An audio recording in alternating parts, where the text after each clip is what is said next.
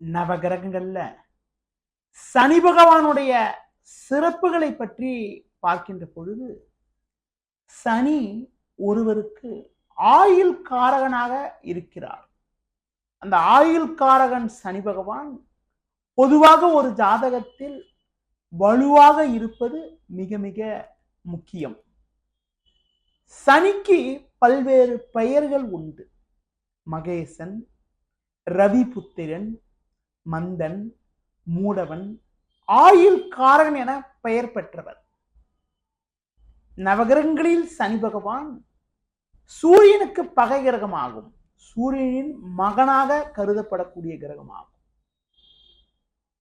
ஒரு ராசியை கடக்க 2.5 வருட காலம் எடுத்துக் கொள்கிறார்.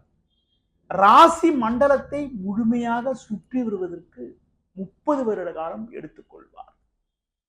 சனியின் சுழற்சியை வைத்துதான் ஒரு குடும்பத்தில் இருக்கக்கூடிய நபர்களை 30 வருடங்கள் வாழ்ந்தவரும் இல்லை, 30 வருடங்கள் தாழ்ந்தவர் இல்லை என்ற ஒரு பழமொழி உண்டு.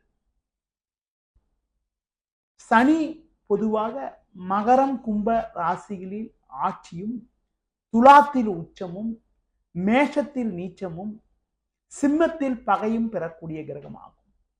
சனிக்கு நட்பு கிரகம் என பார்க்கின்ற பொழுது புதன், சுக்கிரன், ராகு ஆகும். குரு சமகிரகமாகும். சனிக்கு பகை கிரகமாக இருக்கக்கூடிய கிரகங்கள் சூரியன், சந்திரன், செவ்வாய் ஆகும். பூசம், அனுஷம், உத்திரட்டாதியில பிறந்தவங்களுக்கு முதல் திசையாக சனி திசை நடக்கும். பொதுவாக பூசம், அனுஷம், உத்திரட்டாதி ஆகிய நட்சத்திரங்கள் சனியின் நட்சத்திரமாகும். நவகிரகங்களில் ஆண் கிரகம், பெண் கிரகம் என பார்க்கின்ற பொழுது சனி ஒரு அலிகிரகம் ஆகும்.